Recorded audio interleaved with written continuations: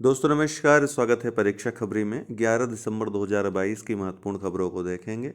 11 दिसंबर 1946 को यूनिसेफ की स्थापना हुई थी, United Nation International Children's Emergency Fund की।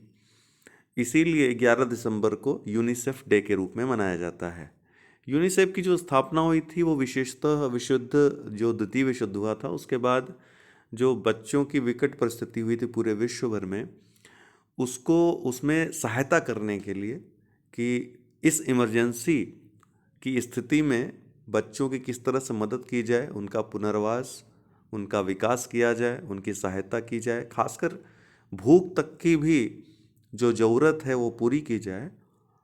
इसके लिए ये फंड या यूनिसेफ की स्थापना हुई थी। लेकिन बाद में ये देखा गया कि नहीं, ये सिर्फ द्वितीय विश्व युद्ध की ही नहीं, उसी का प्रभाव नहीं है, बल्कि पूरे विश्व भर में और भी तमाम कारण हैं जिसकी वजह से बच्चों को समस्याएं आगे भी हो सकती हैं। तो आगे भी बच्चों को मदद करने के लिए, चाहे वो कुपोषण हो, खाद्य सुरक्षा हो, उनका स्वास्थ्य हो, इसको जारी रखा गया। हालांकि इसका नाम चेंज कर दिया गया। नाम इसका फिर हो गया यूनाइटेड नेशंस चिल्ड्रंस फंड। हालांकि क्या हो गया, यूनाइटेड नेशंस चिल्ड्रंस फंड हो गया, इंटरनेशनल और इमरजेंसी ये शब्द हटा दिए गए। तो अब यूएनसीएफ इसका ऑफिशियल नाम है, लेकिन फिर भी यूनिसेफ के नाम से ये प्रसिद्ध हो गया था, इसलिए आज भी इसको यूनिसेफ ही बोला जाता है, पूरे विश्व समुदाय के द्वारा भी। खुद यूनिसेफ भी अपने आप को यूनिसेफ ही लिखता और बोलता है। तो ये थोड़ा सा अंतर आपको समझ में आना चाहिए। हेडक्वार्टर इसका न्यूयॉर्क अमेरिका में है। महाराष्ट्र दिव्यांगों के लिए अलग विभाग स्थापित करने वाला पहला भारतीय राज्य बन गया है। कौन? महाराष्ट्र दिव्यांगों के लिए अलग विभाग स्थापित करने वाला पहला भारतीय राज्य बन गया है। बॉबी, ये किसका नाम है? तो दिल्ली एमसीडी जो चुनाव हुए हैं हाल ही में, इसमें चुनाव जीतने वाली पहली ट्रांसजेंडर पार्षद हो गई है दिल्ली की। ठीक है, क्या नाम है? बॉबी। मेघालय सरकार क्यों चर्चा में है? क्योंकि एशिया के पहले, ध्यान रखिएगा, भारत के पहले नहीं, पूरे एशिया के पहले ड्रोन डिलीवरी हब व नेटवर्क को इसने लॉन्च किया। ठीक है, और स्टार्टअप टेक ईगल के साथ साझेदारी में एशिया के पहले ड्रोन डिलीवरी हब और नेटवर्क को लॉन्च किया। खासकर देखिए, मेघालय हो गया या फिर अन्य उत्तर पूर्वी राज्य हैं, वहाँ पर सबसे बड़ी समस्या जो है कम्युनिकेशन की और यातायात की है। तो स्वास्थ्य सुविधाओं की पहुंच, कभी कभी दवाएं कहीं ले आना, ले जाना बड़ी मुश्किल हो जाती है। तो ड्रोन डिलीवरी हब वहाँ पर बनने का एक अच्छा यह लाभ होगा कि स्वास्थ्य सुविधाओं को त्वरित रूप से जहाँ चाहे वहाँ पहुँचाया जा सकेगा। ठीक है, दुर्गम इलाकों में भी। कृष्णा वबीलाला भारतीय मूल के अमेरिकी हैं। इनको प्रेसिडेंशियल लाइफ टाइम अचीवमेंट पुरस्कार दिया गया है। किसको? कृष्णा वबीलाला को। विश्व बैंक केरल के साथ साझेदारी में climate investment opportunities in India's cooling sector, ये रिपोर्ट जारी की। तो कभी कभी डायरेक्ट पूछ लेता है यूपीएससी जैसे एग्जाम्स में, ये रिपोर्ट किसने जारी की? तो विश्व बैंक ने केरल के साथ साझेदारी में जारी की है। रीन्यूएबल्स 2022, ये पूछा जा चुका है हालांकि यूपीएससी में, लेकिन पूछा जा सकता है यूपीपीसीएस में या फिर अन्य परीक्षाओं में। तो इंटरनेशनल एनर्जी एजेंसी, अंतर्राष्ट्रीय ऊर्जा एजेंसी के द्वारा ये जारी की जाने वाली वार्षिक रिपोर्ट है। रीन्यूएबल्स 2022 पूछ लेगा, रीन्यूएबल्स करके ये रिपोर्ट कौन जारी करता है या किसने जारी किया रीन्यूएबल्स 2022? तो आईईए याद रखिएगा। आईईए का मुख्यालय कहाँ है? आप लोग कमेंट बॉक्स में बताएंगे। मैं कई बार बता चुका हूँ अपने इस परीक्षा खबरी वीडियो में। अभी आप बताइए, लास्ट में मैं आईईए का मुख्यालय कहाँ है वीडियो के लास्ट में बता दूंगा। वैश्विक अक्षय ऊर्जा क्षमता का अगले 5 वर्षों में दोगुना होने का अनुमान रीन्यूएबल्स में इस रिपोर्ट में लगाया गया है आईईए के द्वारा, कि जो वैश्विक अक्षय ऊर्जा क्षमता है अगले 5 वर्षों में दोगुनी हो जाएगी। सड़क परिवहन व राजमार्ग मंत्रालय, ये जो भारत सरकार का मंत्रालय है, भारत का पहला जमानती बांड बीमा, श्योरिटी बॉन्ड इंश्योरेंस इसने लॉन्च किया। तो किस मंत्रालय ने लॉन्च किया ये पूछ सकता है, तो सड़क परिवहन और राजमार्ग मंत्रालय ने। कॉन्ट्रैक्टर्स की सुविधा के लिए, कॉन्ट्रैक्टर्स को जो दुविधाएं होती हैं, चाहे वो कॉन्ट्रैक्ट संबंधी हो, लीगल हो, ठीक है, प्रोसेस संबंधी हो, उसको दूर करने के लिए लॉन्च किया गया है। विश्व bank flagship gender tool kit launch किया। किसने? विश्व बैंक ने। पूछ लेगा फ्लैगशिप जेंडर टूल किट किस संस्था ने लॉन्च किया, तो विश्व बैंक ने। World athlete of the year 2022 हाल ही में कौन घोषित हुआ है, तो पुरुषों में मोंडो डुप्लांटिस, स्वीडन के हैं, स्वीडिश, जो पोल वॉल्टर हैं, बहुत प्रसिद्ध पोल वॉल्टर हैं, ये स्वीडन के हैं, मोंडो डुप्लांटिस पुरुषों में। और सिडनी मैकलागलिन लेवरोन यूएसए की महिला वर्ग में इनको मिला world athlete of the year 2022 का खिताब। पीटी उषा, जिनको उड़न परी के नाम से भी कई बार पूछा भी जाता है, जिससे हिमा दास का क्या उपनाम है आप लोग बताएंगे, कई परीक्षाओं में पूछा गया है। तो हिमा दास का कौन सा एक्सप्रेस इनको कहते हैं, हिमा दास को। इसी तरीके से पूछा जा चुका है उड़न परी किसे कहते हैं, तो उड़न परी पीटी उषा कहते हैं, हिमा दास को कहते हैं ढींग एक्सप्रेस। चलिए आप लोग कमेंट में हो सकता है कि बहुत सारे लोग उत्तर दें, बहुत सारे लोग न दे पाएँ। तो ढींग एक्सप्रेस क्या कहा जाता है? हिमा दास को। उड़न परी कहा जाता है पीटी उषा को।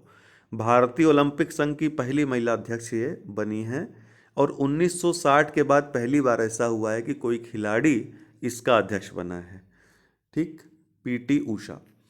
ओमान, यहाँ एंटी माइक्रोबियल प्रतिरोध पर तीसरा वैश्विक उच्च स्तरीय सम्मेलन आयोजित हुआ है। तो प्रश्न आएगा, एंटी माइक्रोबियल प्रतिरोध पर तीसरा वैश्विक उच्च स्तरीय सम्मेलन कहाँ आयोजित हुआ? ओमान में।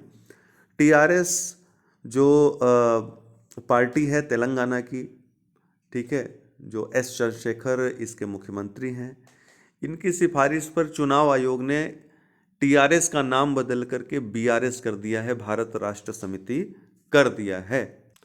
अब आप सोच रहे होंगे कि तेलंगाना राष्ट्र समिति का नाम बदल के भारत राष्ट्र समिति करने का क्या उद्देश्य हो सकता है? तो उद्देश्य यही है कि तेलंगाना के बाहर मतलब पूरे भारत में अपनी पार्टी का विस्तार करना। तो एक प्रकार से जो केसीआर हैं, के चंद्रशेखर राव हैं मुख्यमंत्री वहाँ के, उनका एक लक्ष्य है कि आगे चल कर वो प्रधानमंत्री, हर व्यक्ति, चाहे वो निचले स्तर का कोई कार्यकर्ता हो किसी पार्टी का, या फिर कोई भी राजनीतिक व्यक्तित्व हो, वो भी सोचता है कि हम किसी दिन देश के प्रधानमंत्री बने, कैबिनेट मंत्री बने या मुख्यमंत्री बने।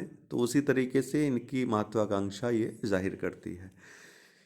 नेचर पॉजिटिव फंड, जैसे कार्बन क्रेडिट था क्योटो प्रोटोकॉल वाला, कि जो देश कार्बन बचाएगा उसको क्रेडिट मिलेगा उसका, ठीक है, उतना वो बेच सकेगा, उतना उससे क्रेडिट कोई देश खरीद सकेगा। इसी तरीके से नेचर पॉजिटिव फंड की एक अवधारणा थी, जिसको लाया गया कोप 15, जो conference of convention on biological diversity का आयोजित हो रहा है कनाडा में, यहाँ पर इसको लाया गया, लेकिन इसके प्रस्ताव को खारिज कर दिया गया जो देश सम्मेलन में भाग ले रहे हैं। तो कोप 15 ध्यान रखिएगा, पूछ सकता है कहाँ हो रहा है, कनाडा में हो रहा है। किसका? कन्वेंशन ऑन बायोलॉजिकल डाइवर्सिटी का, जैव विविधता पर अभिसमय पर। नेचर पॉजिटिव फंड, ये पूछ सकता है ये क्या, कहाँ पर लाया गया ये इस प्रस्ताव को, तो याद रखिएगा कोप 15 में, सीबीडी के, कनाडा में। इसके अलावा एक और प्रश्न पूछ सकता है स्टेटमेंट में कि इसको खारिज कर दिया, तो ये भी सही है कि यहाँ इसको खारिज कर दिया गया कोप 15 सदस्य देशों के द्वारा। किलोनोवा, ये एक परिघटना है, अंतरिक्ष परिघटना है, जो ब्लैक होल संबंधी घटना को निरूपित करता है। हाल ही में नासा के एक अध्ययन में इसको दर्ज किया गया। तो किलोनोवा पूछ सकता है, इस तरह के प्रश्न पूछता है अक्सर यूपीएससी में कि किलोनोवा किससे संबंधित है, तो अंतरिक्ष संबंधी परिघटना है। रेजर पे, ये यूपीआई पर क्रेडिट कार्ड को सपोर्ट करने वाला पहला पेमेंट गेटवे बन गया है। कौन? रेजर पे। ईगल अधिनियम, ग्रीन कार्ड संबंधी समान पहुंच के लिए एक कानून है जो यूएसए में वीज़ा संबंधी, जो प्रवासियों को वीज़ा दिया जाता है, उससे संबंधित है। हाल ही में इससे संबंधी विधेयक अमेरिका के सदन में लाया गया। आम आदमी पार्टी, चुनाव आयोग द्वारा इसको राष्ट्रीय पार्टी का दर्जा दे दिया गया। 9वीं राष्ट्रीय पार्टी ये भारत की वर्तमान में बन गई है। इसके अलावा सीपीआई, सीपीआई-एम, आईएनसी जो इंडियन नेशनल कांग्रेस है, बीजेपी, बीएसपी उत्तर प्रदेश अर्थात मायावती जी की party, NPP National People's Party, NCP National Congress Party और एआईटीसी अर्थात ऑल इंडिया तृणमूल कांग्रेस जो ममता बनर्जी की पार्टी है, ये अन्य 8 पार्टियां हैं जिनको राष्ट्रीय पार्टी का दर्जा मिला है।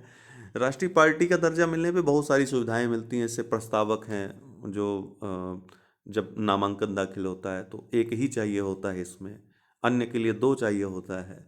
इसके अलावा मुख्यालय अपना दिल्ली में स्थापित किया जा सकता है, मुख्यालय स्थापित करने का अधिकार हो जाता है। ठीक, और भी बहुत सारी चीज़ें हैं जो मिल जाती हैं, जो जैसे दूरदर्शन हो गया, नेशनल चैनल हो गया, उस पे और आकाशवाणी पे प्रचार करने का एक स्लॉट मिल जाता है।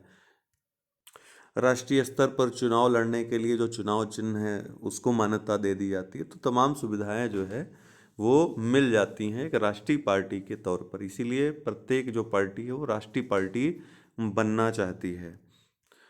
और चुनाव आयोग ने तमाम मापदंड तय किए हैं राष्ट्रीय पार्टी और क्षेत्रीय पार्टी बनने के।